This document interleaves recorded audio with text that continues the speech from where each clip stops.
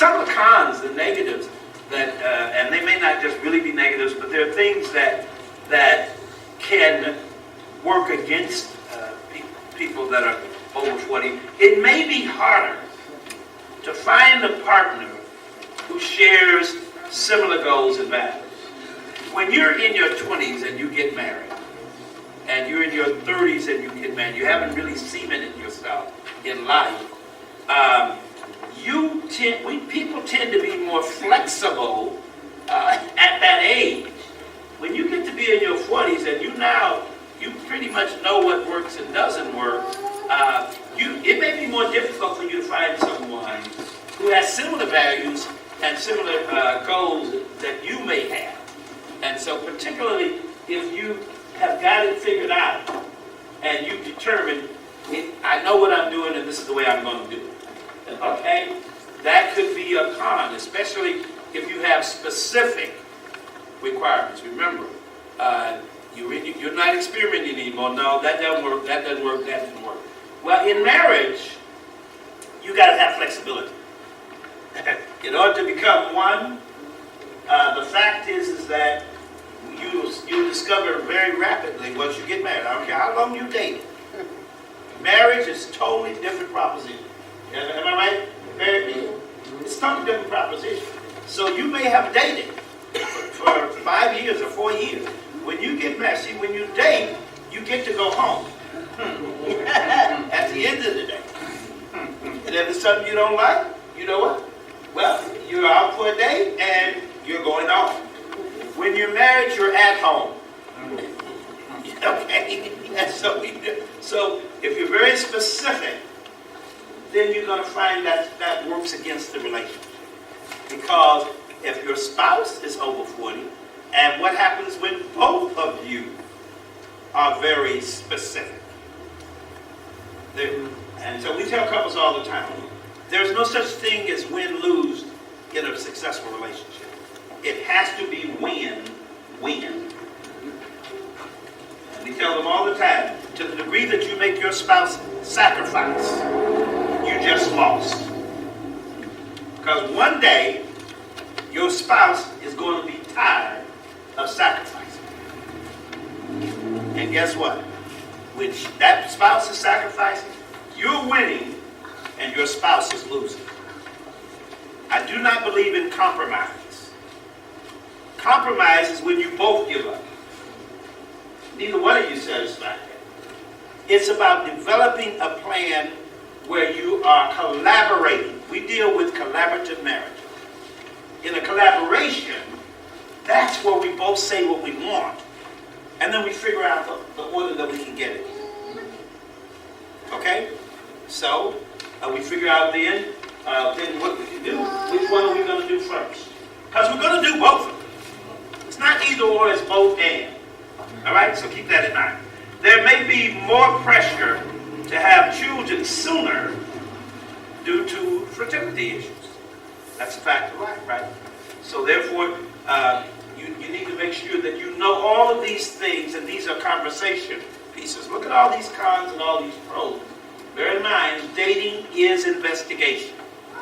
So investigate with your spouse to be, what their positions are. And you got to navigate those things before you say I do. Before you say I do, they're just conversations and maybe disagreements. After you say I do, they become wars. Hello? And we know this because we've been working with couples for many years. So please keep that in mind. You may have less time to build a long-term relationship. People at 40 say, well, you know what, we're 40, we know what we're doing. You may know what you're doing, but you don't know what you're doing with this person. And so you may feel yourself under pressure to say, well, I've gone through all these people and I now know this is the one. Well, maybe make sure you talk about all these things as you go along the way. It may be harder to adjust to sharing your life with someone else after being single for such a long period of time. when you get to be 40, like I say, you got to figure it out. And that is, you got to figure it out for you. What has worked with you. In order to become one, when you come into a relationship, there is both of us. Now you got to get to the we. And then you got to get to the our. This is ours. Don't be like the brother who he had got married at an older age, and he was accustomed to having everything. So when people came over, he told them, "Well, you know what? This is my house. You know, this is my this, my that, my that." Because when you are single, you're accustomed. Everything is yours. All right. And his wife just kept pleading with him. Said, "Baby, you know, it's not just yours. It's ours. You know." And he could never get to the hour. It was always mine. So one day she took a 2x4. I'm not recommending this. She hit him on the head. And she hit him on the head. She got tired of that. And so when he got ready to leave, he said, "Baby, could you give me our hat?" we want you to, you got to get from the me to the us to the we to the our. And that's what we got to do. And it becomes difficult the longer you are single, the longer it is yours. Now, you like your bed this way. Hello. You have a spouse.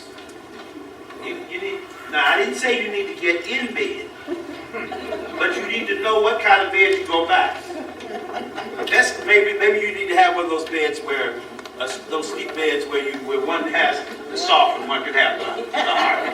The bottom line is that I recommend that for all couples anyway, but especially when you marry over 40. Because it can no longer be what I want. We've got to get to the we, to the us, to the our. Okay? And that becomes a challenge. And then, I don't know what my sweet there may be some more societal pressures to settle down and get married at a certain age. You know, and then, you know, parents are notorious for this. Let me tell you something. Don't disrespect your parents, but stop listening. When you gonna get me some grandchildren? That's somebody trying to live their life through you. Hello? When you gonna get married? I'm looking for that. Excuse me, parents. Now don't disrespect your parents. You can. Glenda taught me some years ago. The sound of silence. Yeah. Don't have to disrespect mom or dad. Just ain't saying nothing. That's not disrespectful. That's just me not. Because if I respond, I need to tell them how I feel. Hello? Mom and dad don't want to hear how you feel sometimes. So therefore, just learn to not allow their perspectives to be governing how you deal with your life. Because mom and dad got early married when they did because they chose to do that, and you get to marry when you choose to do that as well. But you have to be willing to listen to your spouse to be. And I can tell you, you got to do all of that while you're dating. Because the way that person reacts while you're dating, you know, don't think that marriage magically changed them. And sisters, by all means, sisters, please, please, please. I know I can change him. You can't. Okay? The truth of the matter is, if a woman has her way of doing things, literally, in most cases, her husband can appeal to her and she can grow. Let me tell you, a man can take a woman, literally, who is a prostitute, and love her enough to where she'll become queen. If you get a bum man, there ain't nothing you can do with it. Nothing.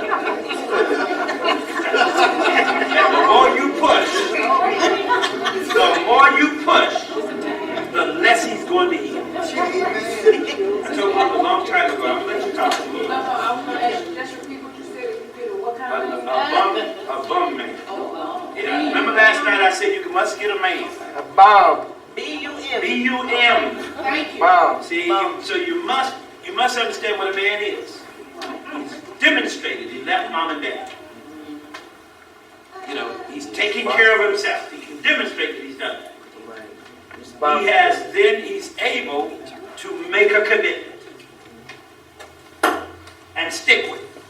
Because marriage is a lifetime of commitments. You got to make it. And there's no such thing as getting tired. You know, you get tired, you go to bed and wake up and get some rest and get back to your situation and don't go to bed mad, okay? Because you may not wake up in the morning. And then comes the one flesh. And beware of the joker who wants the one flesh.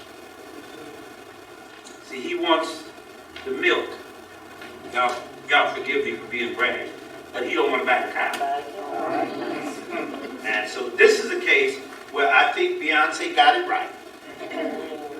If he liked it, then he ought to put a ring on it. He liked it, he put a ring on it. And then he can say that. Now, I'm going to do the pros this time, and Glenda's going to do the cons. Marriage after 30. We're just private and public. And then you're going to be able to respond, ask questions, etc. One of the pros for marrying after your 30s, because you've gotten past your 20s, your 20s is really an adventurous sometimes. Trying to figure it out, period. All right? When you get to your 30s, you do have more of a settled kind of point of view, you know, because you've done that whole 20s thing, you've done all of these things, experimentation. You've begun to say, well, you know, this seems like it might work. It seems like I think this might be a good idea.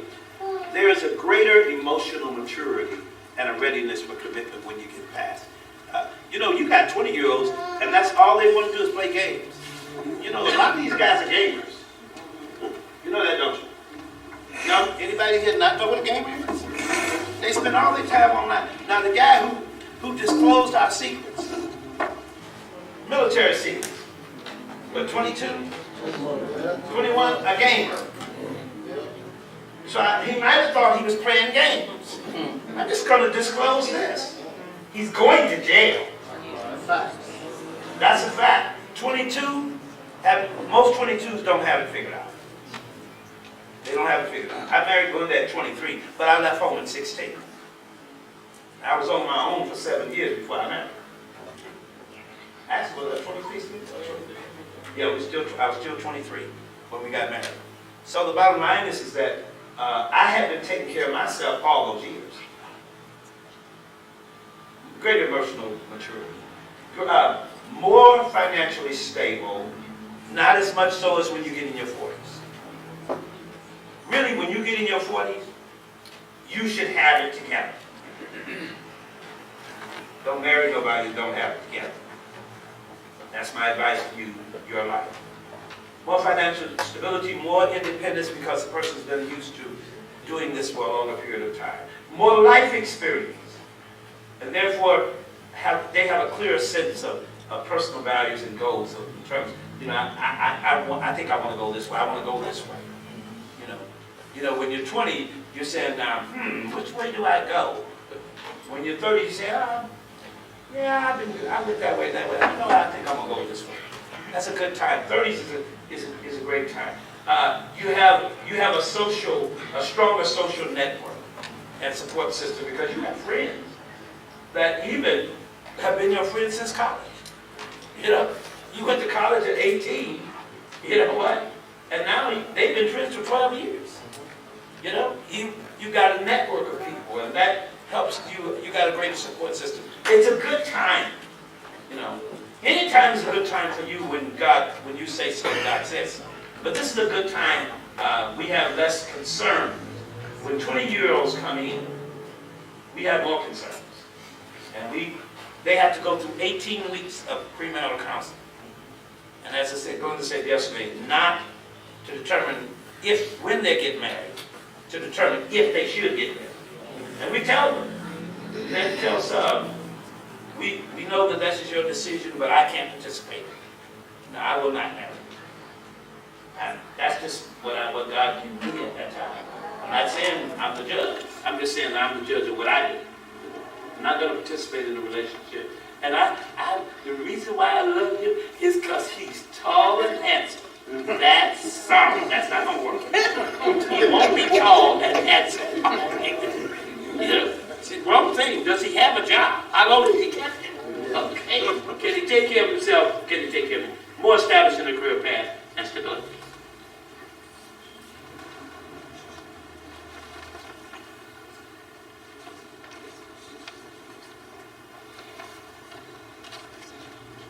That's right.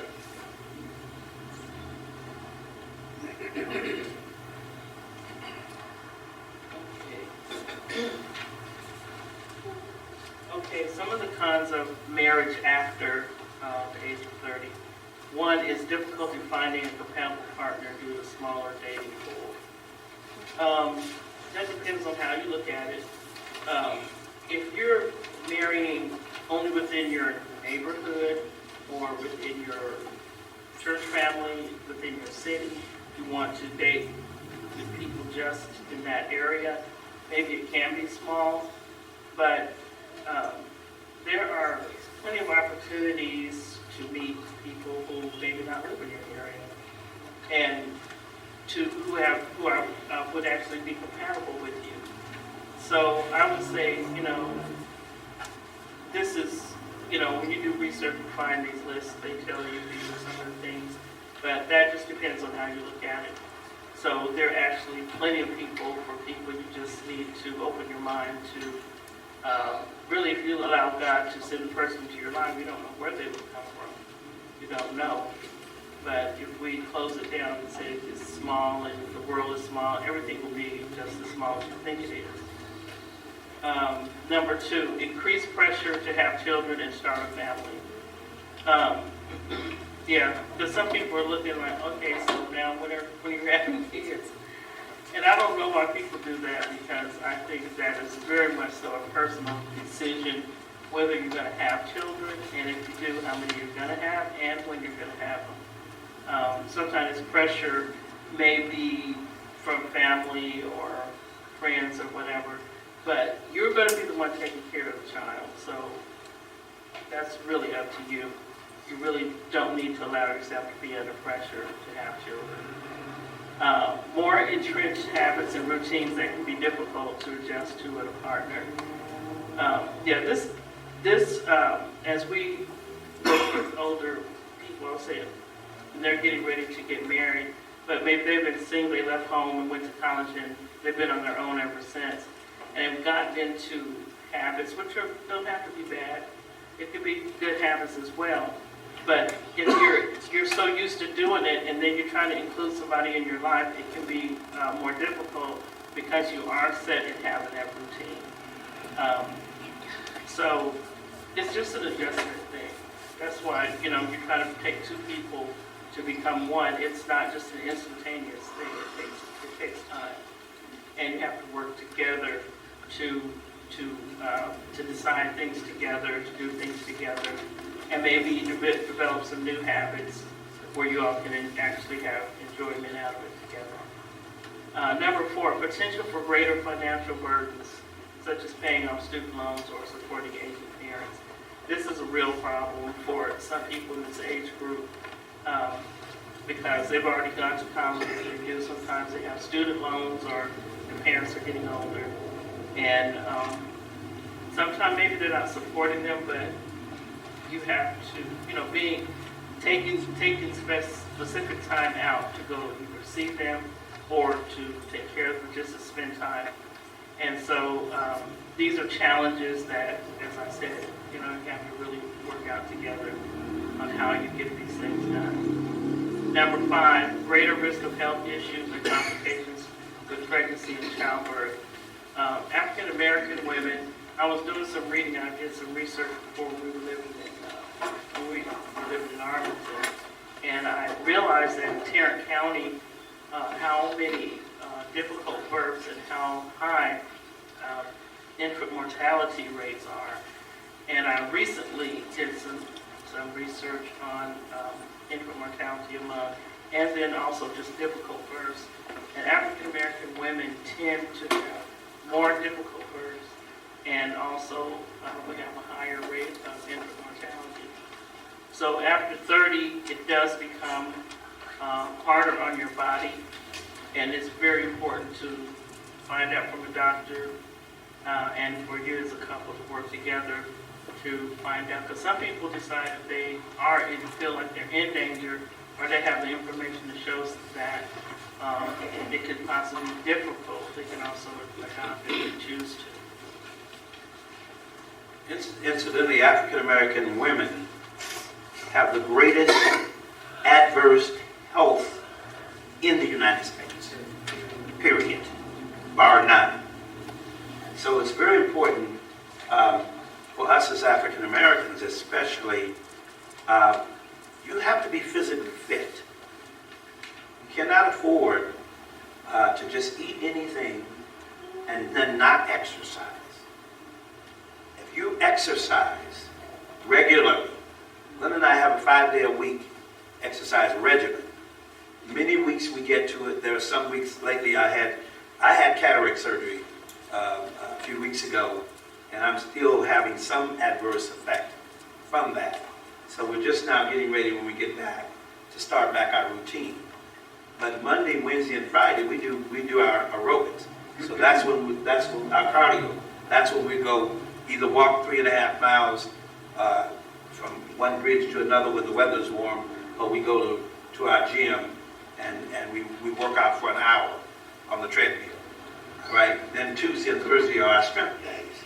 You need a regimen, particularly if you're talking about becoming a mother, because that's a big strain. But the healthier you are, the better your opportunities are to overcome these issues in pregnancy, etc. So now, we now are going to turn it back to you. We have primed the pump. Now tomorrow we're going to have more biblical and guided.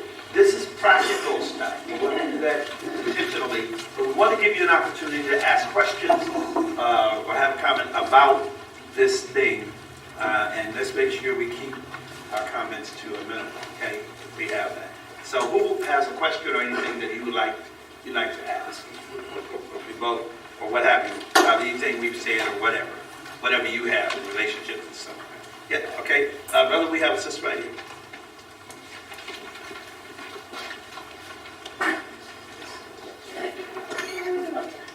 I was going back to the question that the cons of number 3, when you said the more entrenched habits and routines. Which one? 40s and 30s. Marriage after 30. Marriage after 30s, okay. Number 3 cons, where it says more entrenched habits and routines that can be difficult to adjust to a partner. Now, for example, like the toilet paper, or the seat up, or the seat down. When you're comfortable in your own setting, but then you have to adjust because of someone else? Is that where that pretty much leans towards like that? You and I have got a good understanding out of it, so I can be specific with you, right? That you won't be offended. No. Toilet paper is a non-issue. Okay. Okay, it's a non-starter. Okay. But in terms of what you say about the toilet paper, the way we are accustomed, Right. if we make that an issue, Right. then it becomes one. But I will tell you, and actually it's not a non-starter because it's a non-starter for men.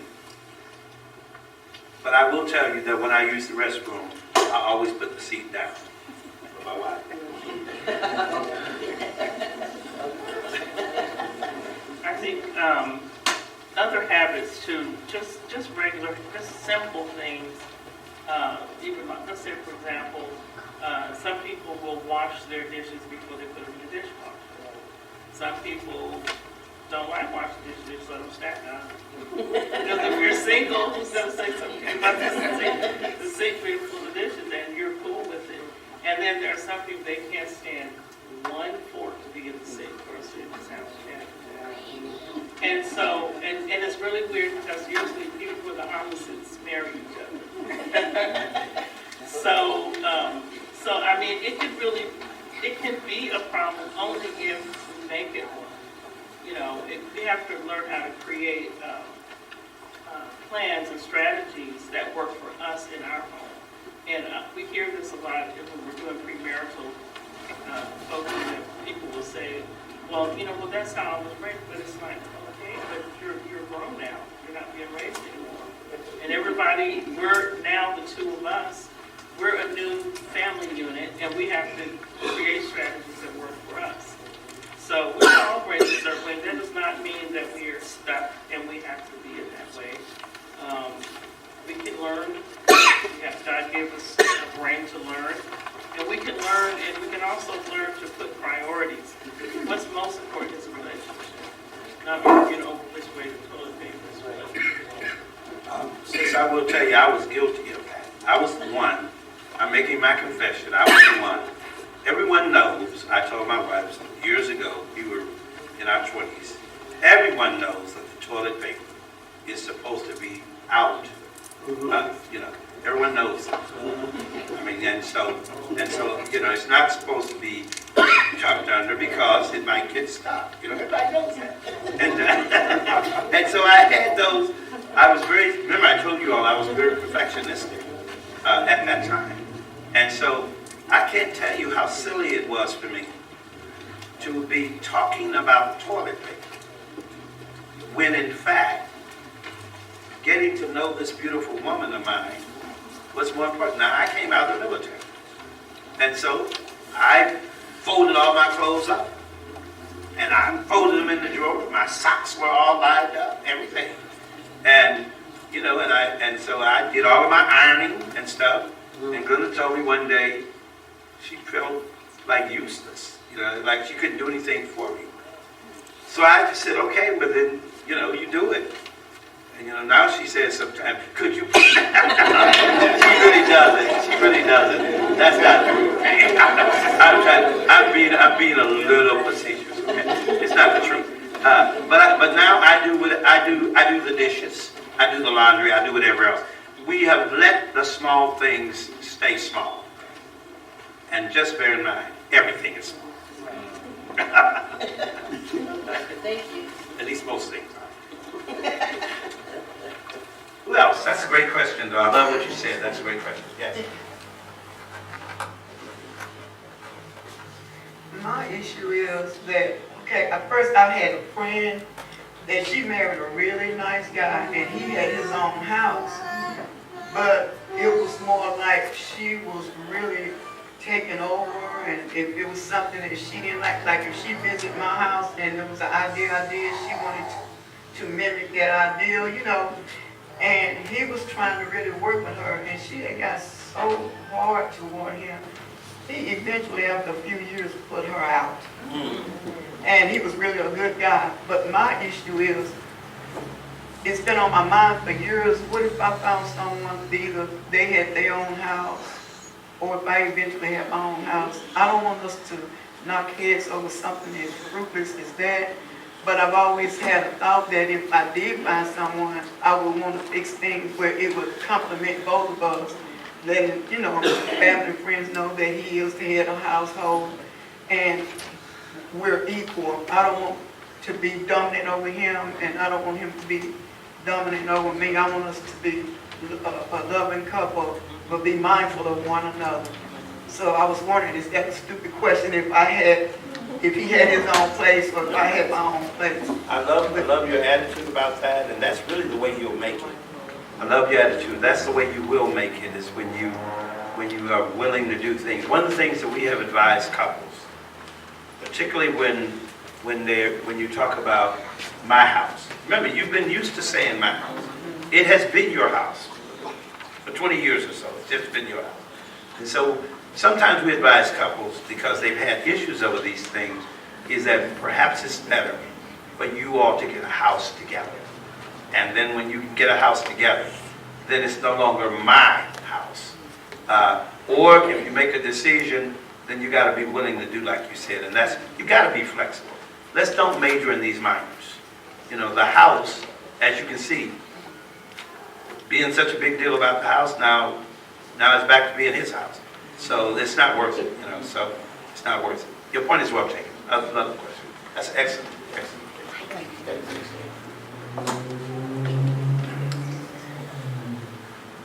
Y'all get out early if y'all don't have any. Oh, no, that's right. She's got something else. Yes, right here. You change you want to be, you become that change. That is to say, if you want your house clean, like me, I like my house clean. I don't expect my wife to do it. I'll do it. She's going to work all day long, I'm going to work all day long. We both work 8 hours a day. Then I expect her to cook. Where will she get the energy when I'm tired? She's a human being too. So we decide, hey, no cooking, let's go eat outside. So we don't cook.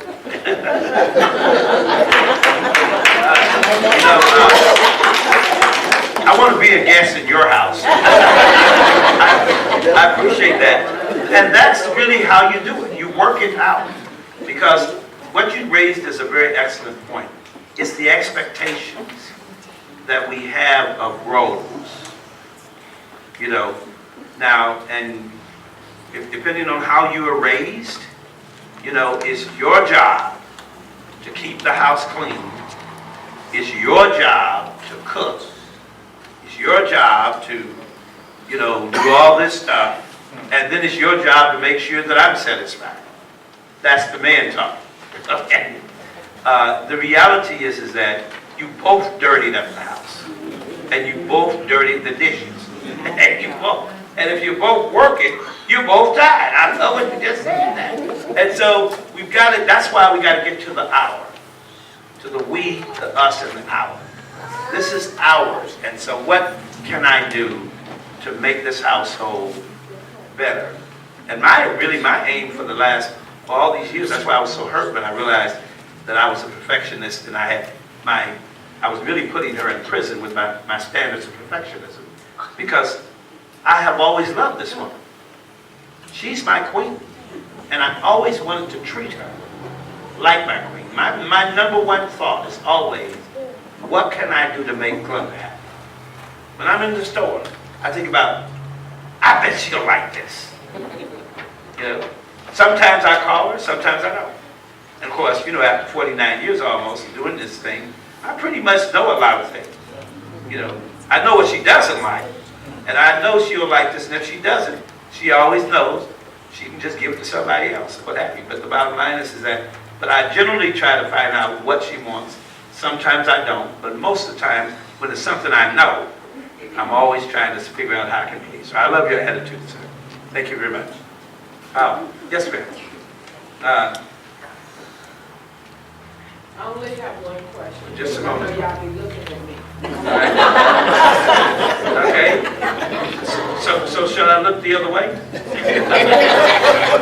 Good evening. I have a niece whose daughter is getting ready to get married, and it's in less than a month. So I'm basically wanting you to give me some counseling so that I can give her some sound advice. Her daughter's fiance told her and her husband a week ago, we're talking less than a month before they're going to get married, that he, since October, has a $10,000 debt, and it was from him buying scratch-off tickets. And so he's $10,000 in debt. And now what I do appreciate is that he did tell them before the wedding, but her daughter basically has said, I'm not going through this again, because she called her wedding off before, and she's caught up in these wedding pictures and all that, and I'm like, don't miss the elephant in the room. Y'all need to address this $10,000 debt that he has brought on. So I just wanted to get whatever tidbits of counseling you would give for me to pass on to my niece. I live by the philosophy, and I always ask people's permission. Would you be open to me talking to you about this? Right. And if the answer is no, then you already have your answer. Because if the person's not open, it really doesn't matter. Having worked with gambling, you know, I was a gambler when I was 14 and 15 years old, 15 and 16 before I left home. My mother used to take me to the golf course, and she thought I was caddy. I didn't tell my mother until years later, because I said, Mama, I wouldn't do another gambling. A gambler is a liar and a cheater. Now, the reason why I confessed that I was a gambler, because I know what that is. Gamblers lie and they cheat, and they take risk, unnecessary, undue risk. Gambling will destroy. If your niece permitted me to talk to her, permitted you, I wouldn't talk to her, but if she permits you to talk to her, the fact that he confessed it a month before marriage is because he knows he's about to be married. So she gonna find out. So that's not I'm not saying that's, I'm just saying okay. I'm not giving out any stars for that. But a $10,000 gambling debt, that is a severe problem. That's a problem. That's not just a red flag. That's a no flag. And if I were advising anyone who would allow me, I would say run as fast as you can. Because that is a serious problem. And I can tell you, I know people who have lost their houses. My uncle was a gambler. And he put up his house because he had a no-lose hand, and he lost. And they had to move. Gambling is a horrible reality. I used to be a gambler, and that's why I don't gamble anymore. The way I figure is that with my money, I can do a sure thing with it. I keep it and use it on what I need to use it on. I'm not trying to increase it, because you're trying to get something for nothing. And that's a problem. That's a very serious... To establish their finances together when both of them are working. I sure appreciate that. What is the method that they should use when they go into a family relationship when both of them are working? I'll tell you what I'm going to do. I'm going to tell them to come see you, because the fact you asked that question, that's so powerful. It really is. It can never be my money.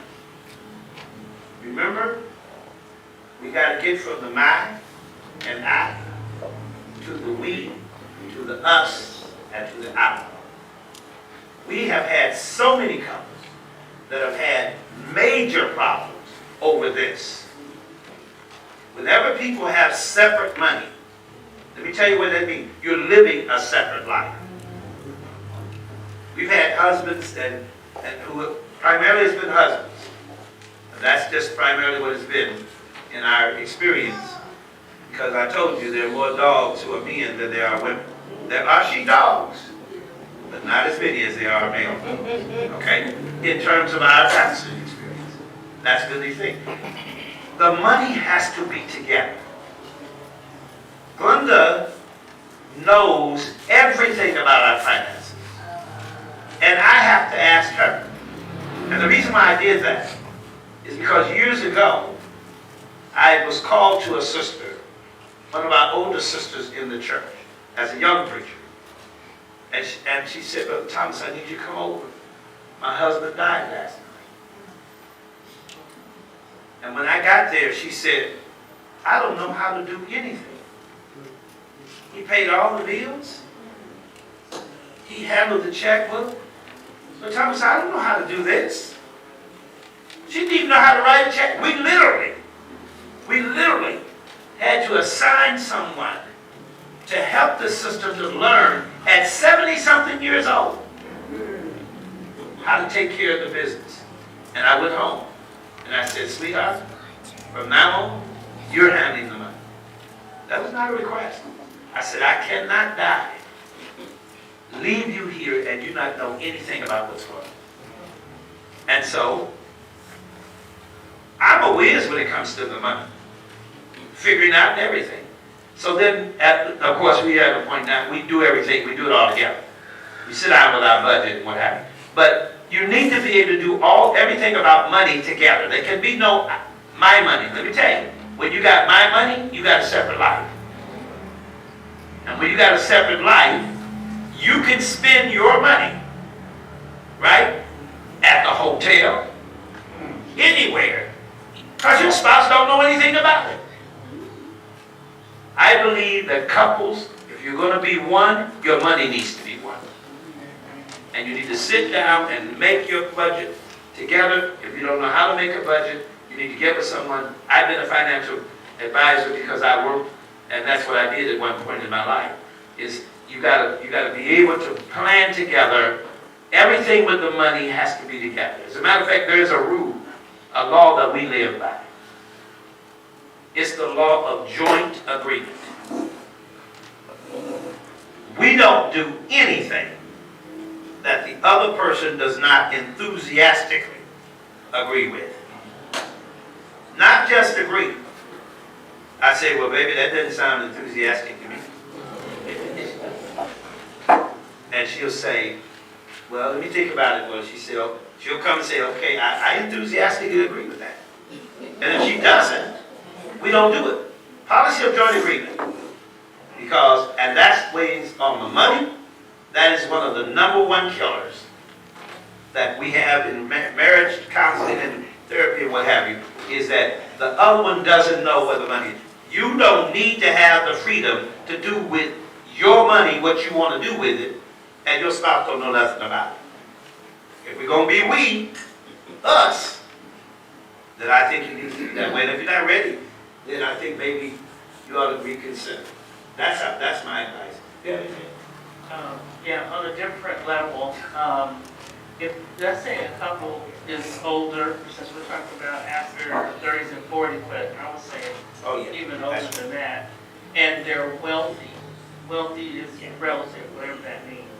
I believe that you still have to work together to figure out what you're going to do, how you're going to have the money together. I still believe, even if you're wealthy, that the couple needs to have whatever bills they have, all that money needs to be in there as our money, so that whatever your agreement is, that money goes in there. Some people, having an abundance of money, they don't have a problem because they both have a lot of money.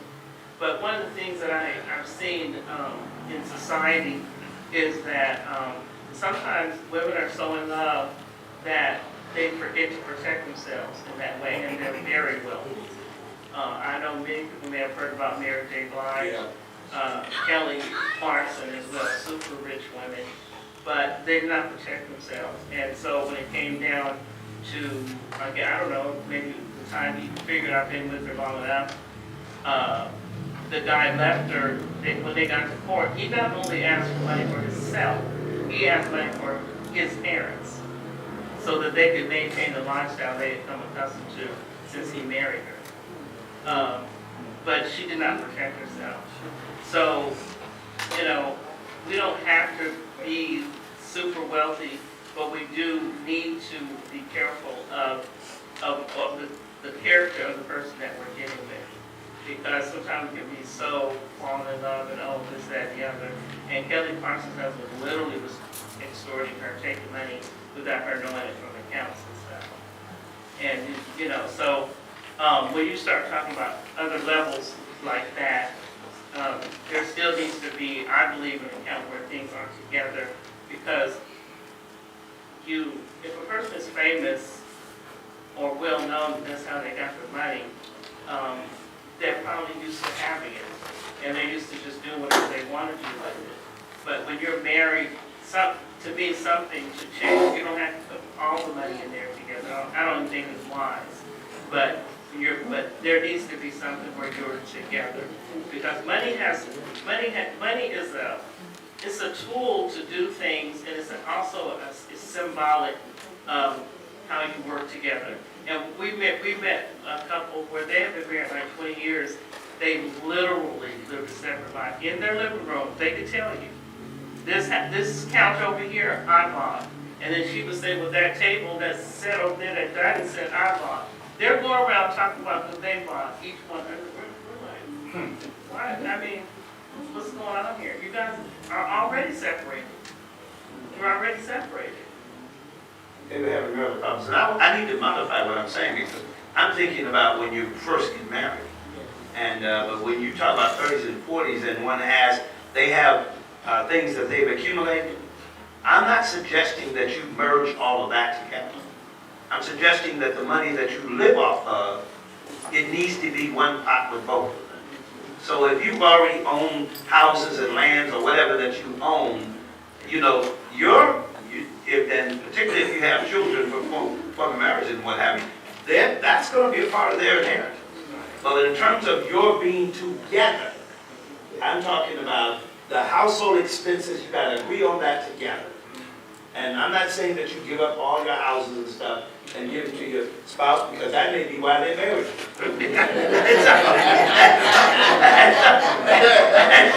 I'm not suggesting that, but really what I was really looking at our experience of newlyweds coming up. But when you already have amassed things, so you still have to make sure it's our money. And that means that what we recommended for older couples is that you need to have an account for us.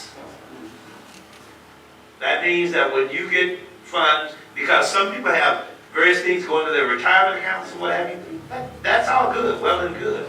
Because, you know, God forbid when your time comes to leave, you've already got monies allocated to various things. But you got to have an account together. Your living expenses should be together. It's one account where we're paying everything out of that, and we both know what's coming out of that. That does not mean you got to blend all of your assets that you've already accumulated up to that point. So I want to make sure, thank you, I'm glad I got my bride here. You helped me out by giving me that perspective to see another way. Yes? Okay, y'all touched a lot of what I was gonna ask the question about. Okay. Because me, myself, going through a divorce and being almost taken for everything that I worked for. Now, I tried to be the wife that when you came into the home that I purchased, it was our house. But when things got rocky and you got ready to leave, or we divorced, now you want to take half of everything I got and come after my retirement and all of that. But one thing that I made sure of is you have to pay where you lay. That's right. But I never let him pay my mortgage. Because being fearful as a woman, I didn't want nobody coming to take anything that I worked so hard for. So my whole outlook now on if I was to ever think about being with somebody else, number one, I'm going to love you, I'm going to try to do the Christian thing, but I'm going to also protect me. And in the law in Texas, you know, half of whatever you got is his, whether you work for it or not. And a prenup, are you against prenups in a marriage? A what? Oh, no, a prenuptial? Yes. I'm in favor of prenups. Okay. And the reason why is because we really don't know people's motives for why they get married. One thing I would never recommend, that a woman let a man come into her house. I'm just telling you, that's just my opinion, based upon my years of dealing with this. This is not the gospel, this is JC. For this cause shall a man leave his father and mother. Demonstrated independence. And so what I recommend for you sisters, if you worked and you own houses, please don't bring nobody in your house. Did you see what she just said? What's your name, sis? Denise Turner. I'm going to send y'all to Denise. All right? Because the bottom line is that when he divorced, he wants to take everything. See, a lot of times men are looking for women who have stability. You need to have a man that can take care of himself.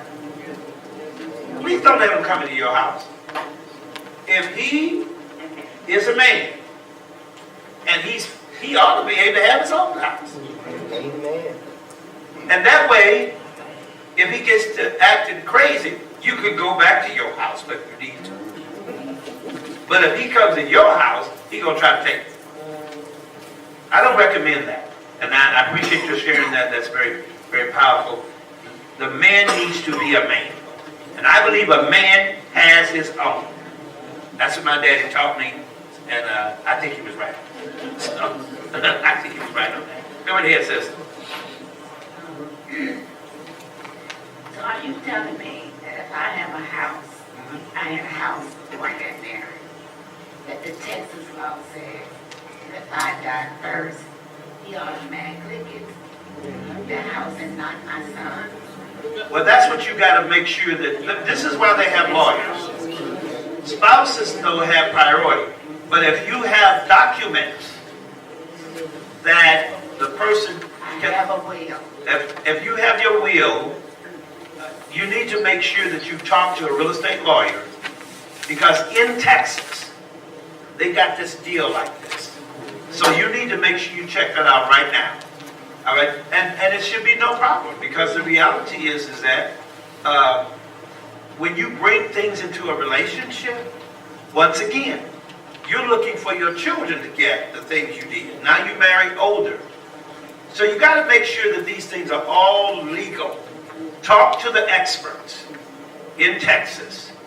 Make sure your spouse understands, and that's, you got to get this stuff straight before you, even before you get married. But you got to deal with these issues. These are practical issues. And don't do like Mary J. Blige. You know what? She ended up having to pay him all that. And for his mama. Okay? Because they said she's the wealthy one, and he's got alimony. So these are practical things, brothers and sisters. Let's take care of the practical things and make sure we have our lawyers to be able to talk. They're the ones that can advise us as to how we need to deal with our assets. But I do believe that any assets you brought into the relationship, unless you all both agree, those assets I think you should protect your assets along the way. And I think that's just wisdom to me, yes. When my parents passed away, they didn't have a will. And so anything over a certain amount, we ended up having to go to probate. That's right. So since they didn't have a will, they're gonna go through the process of trying to find out if either one of them had children or anything like that. She said the best thing that they could have done was have left the will, because they're gonna go over their will before they go over anything else. So the will is gonna be very important. And let me tell you, sometimes the will itself is not sufficient. So you've got to get those other protections. The lawyers, real estate lawyers, estate lawyers, they know these things. Get the advice from the people that do this for a living as to how you need to protect your assets. And no one should be marrying you for your house, and if they are, then you can find out quickly. Before you say I do. Take your time now. All right, go right ahead, sis. You know, some of the stuff that you're saying, I heard it over 40-some years ago from my ex-mother. And she stated to me, Marshawn, do not ever have a separate check account from my son. She said, because I did that. And it was a separate deal. They paid half bills here, half bills there, and if she didn't have enough in her account, it didn't get paid. Because my ex-father's love would not, he wasn't going to hand her the money because it was a separate thing. And also, over the last couple of years, with watching some of my family members pass, we have been told, get a living trust and get a living will. Because you're right, I think my dad, when he passed, might have had $250 in a bank account. We had to go to court because of that little bit of money, go between where the children was and all of that. But it really did make a difference, and they told my mom then, always give your children a living trust or will, so this wouldn't have to have happened. And I purposely didn't say living trust, because that's what the legal people do. But I know exactly what you're talking about, sister. Yeah, I just wanted to share that my dad passed away in Mount, well, he died in Dallas, he was living in Mount Pleasant. And he did have a will, but we had to go to probate. And there were 9 children, but he only had 6 in the will, and for his own reason. But what happened is, we had to, my mom had passed already years and years before, and he had a current wife, but she had moved out, she wasn't even living with him. But they did not get a divorce. So we went to court. Before anything happened, we asked her, Miss, do you want anything here? Do you want any part of the house? These funds, anything? All of us were there that were included in the will. And she said no. So that was fine. So we said, okay. So my youngest sister was the executor. She got the house cleaned up. Everything was in order, ready to sell. Her daughter calls at the last minute. Oh, Mama wants her portion of whatever comes from the house. Well, yeah, she wanted from a clean house. It was already clean. She didn't have to clean it. So after everything was ready. So because she was next in order legally, it doesn't matter what we say. She got a good portion of that, where all of us probably would have had more money each than, if he had divorced her legally, then she would not have been in place. So even things like that, I've heard of people not ever divorcing, but they don't live together. That's not good. It's not wise. And so, and even with a will, so that's why a will is not always enough to get your property where you want it. And her dad also, that wife was married with him for less than a year they were together. And it was months. She got all of his retirement. And the kids got nothing. That's what happens. There are legal protections that you can put in motion, but you got to do them while you're alive. So talk to your lawyers, your real estate attorneys, and the state lawyers, and they will give you advice as to how you need to protect yourself so that your will will be done. Because a will is not always enough. A living trust is some things and others, but I'm not giving out legal advice on that. She's like my mother. My Okay. mother's married. Go ahead. Oh, I'm sorry. That gets me to what I said yesterday. That if you want to be with somebody almost your level. So there's no, you don't need that person for money. You don't need that person for virtually probably anything. Because God has given us everything we need here. But you need Him to love you. If you don't need Him for money, my wife, she don't need me for money. I don't need her for money. That is said from the get-go. When we buy stuff, we both agree what we want. If we don't agree, we don't get it. And I'm saying that don't be with somebody that is not up to your level because of all these things. One is well taken, and bear in mind, while you have an agreement, when death comes in, the agreement you had will not be sufficient. So it's got to be legally protected. And so as long as you agree and you've got those things legally protected, but I'm with you, I love your spirit and I love the way you operate with that. Yes, ma'am. Okay, so my mother was married to my stepfather for almost 20 years. But they didn't have no will. He didn't have a will. But his retirement, No, we need to speak to the mic. Because we're also, his retirement from the government, he did not put her name on there at all. So, and she didn't get anything out of the marriage, out of 20 years. Nothing. No money from the savings or checking, no money from the retirement, no money from the house, no money from nothing. yeah, and she was not protected. She wasn't That's protected. why legally, And I thought after 10 years, Yeah. you're legally invested. no, you're not. Obviously there was documentation to the contrary. That's what happened. When the courts go, they go by the documentation that exists. And so it's more than just saying what we plan to do. You have to visit that estate attorney, that lawyer, that makes sure that stuff is codified. Otherwise, when you die after 20 years, that's unfortunate. That's a shame. but that's what, we don't protect ourselves. So please protect yourselves. And that's why this discussion is very important. Thank you for sharing that. And our prayers are with your mother. She's still with you? She's still alive? She's still with you. And that's what happens. And so, folks, if you don't get anything else, you've got to protect yourself. Look at what you're dealing with. You've heard several examples of situations where people got shortchanged because they didn't have these legal protections. So, anyone else? Go right ahead. It's an addendum to my first question, so I'm still on the first question. All right. Yes, ma'am.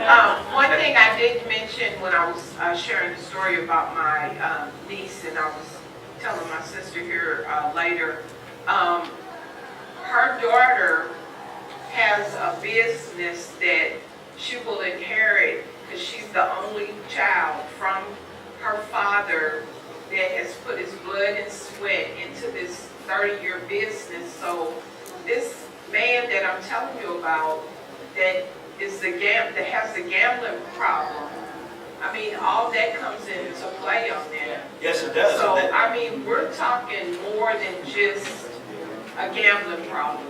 Yes, we are. And so that's why it's important that if you can't talk to your niece, Right. there must be someone Right. who has influence who can talk. She needs to protect herself. Right. And that's really what the deal is. Because a gambler will go through everything.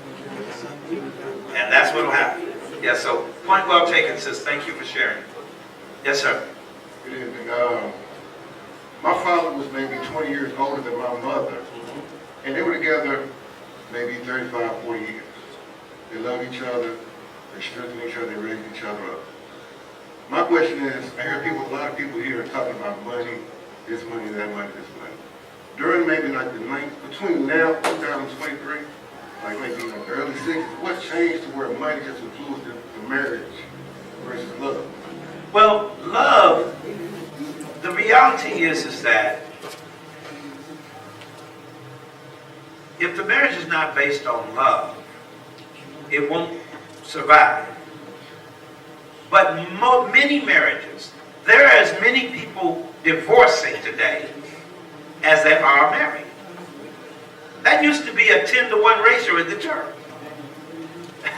It's like a 1-to-3 ratio now. Every one person, 3 people get divorced. So divorce is a real thing. That's why it's important. It's not about not loving. It's about protecting your assets so that they go to where they need to go. Even making sure that they go to your wife. Because I can tell you right now, I've gone through a number of situations as a minister where children of one of the spouses who died are now contesting the will. Now you're in court. So they're contesting, and then many times there is no will. So these legal documents of protection are for the basis of making sure that, yes, as long as that person is alive, you know that they're going to treat each other right. But when that person leaves, now they have no protection unless they have these legal documents in place. That's why we're talking about that, because it's beyond your death. What do you do when death comes? As long as you're alive, no doubt they're going to make sure what they want to happen.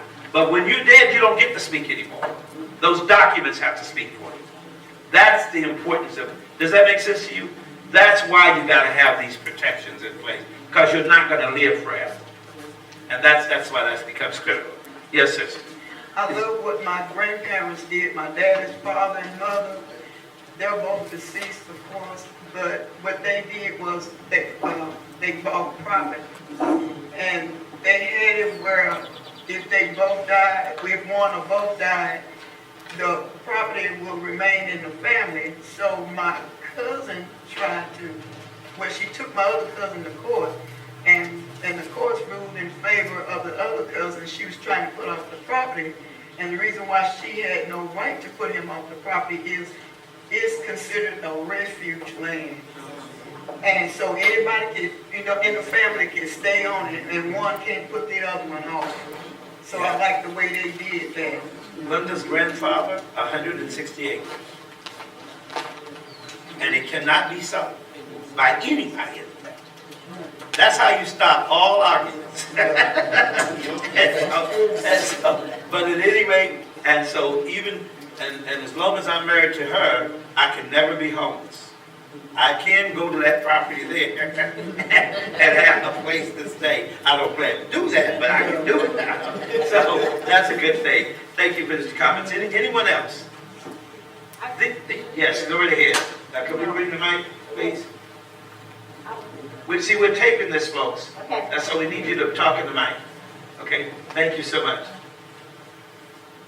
Our son is a lawyer, so he made out our will, our guardian bill, everything. But one thing that we have to remember is so important is you have a will, but you need what is it called, a beneficiary designation. Yes, that's That true. means that if something happens to me, I have a will.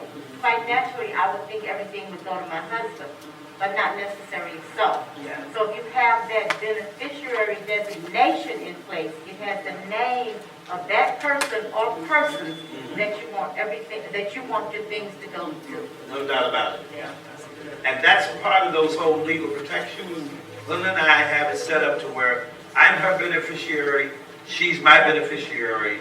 In the event that something happens to us, our older daughter, our youngest daughter is going to be the executive of everything. But you got to have a living trust too and all those things. That's why I say talk to these lawyers that deal with that. Make sure you get clear understandings about what's happening.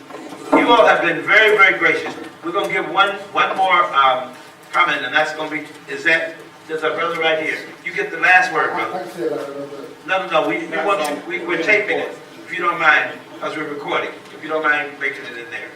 Now, my father worked for Avion, which is a love field for over 35 years, and he retired in '94. When he passed in 2012, everything went to my mother. House, his check, Social Security, everything to my mother. She was good. But a lot of people don't understand that you have to pay a lot for these lawyers.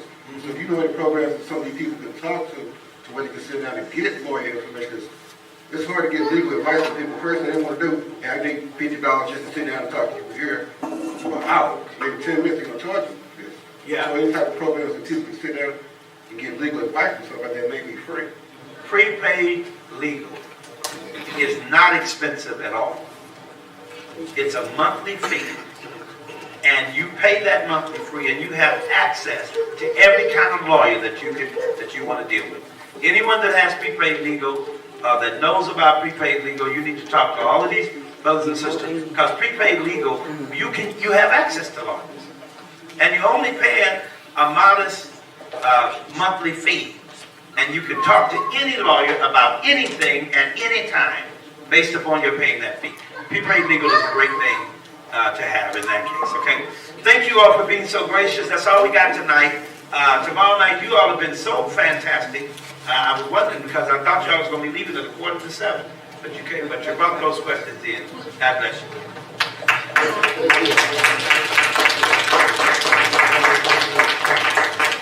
Let us all say amen to a wonderful presentation tonight. It goes without saying that, the dialogue was good and all the questions were answered. And we really appreciate the expertise of Brother and Sister Thomas, because this is not their first experience with those questions. Many of them were deep, but we still have to realize that we still render to Caesar the things that are Caesar's and to God the things that are God's. So he draws that line. So, hey, my wife and I, we want to be protected. And this is one time I can't say back to the Bible I go.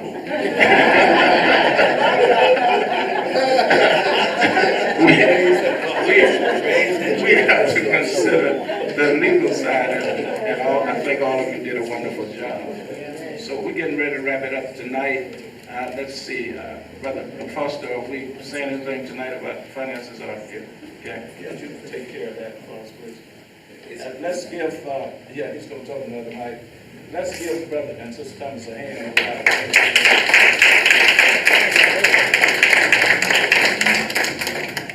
Let us say amen. We can say amen.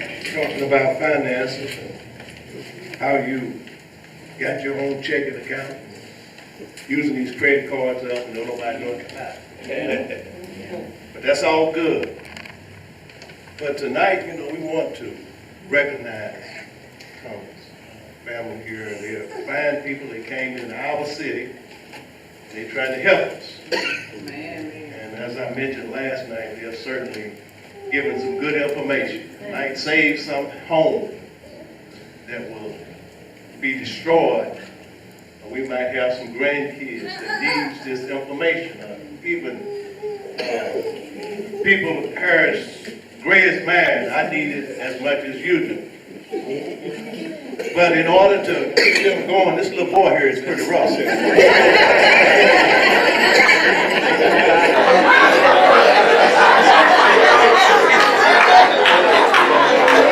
Brother Thompson, you got it well trained.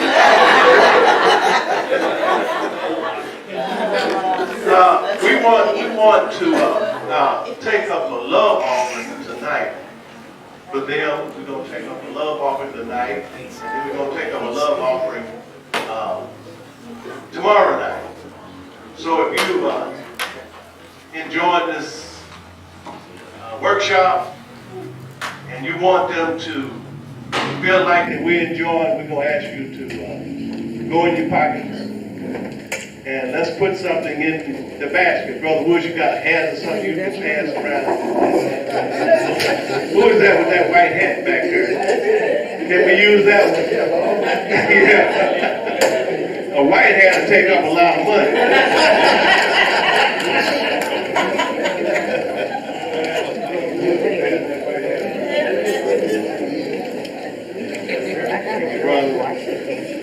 Anyone that feels like it's more blessed to give than to receive, put a little something in there.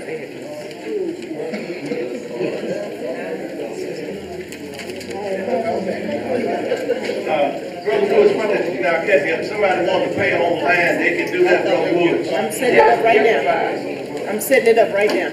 Okay, she's setting up Giveify. If you want to put something in there on Giveify, she's setting it up where you can do that as well. And we'll make sure that they get that as well.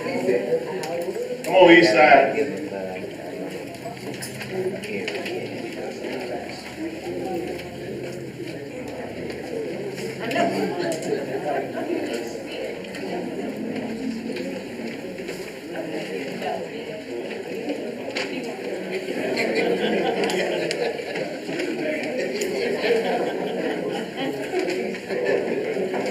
Keep that hat just the way it is, right? It'll fit better on my head.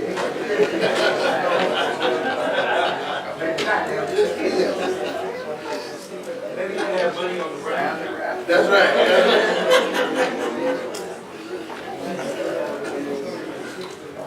All this money will be calculated by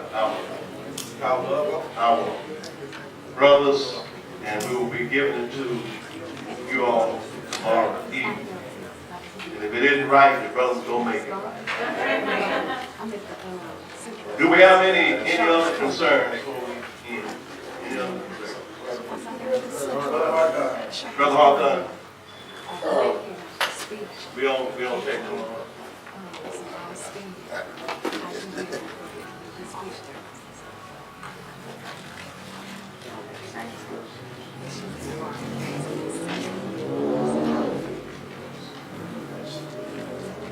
Thank you, Brother Cat. Good evening, Saint.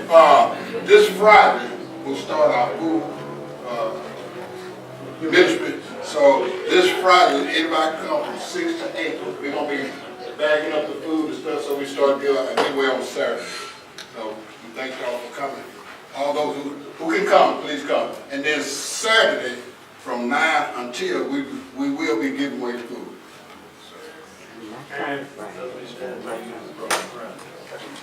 Shall we stand?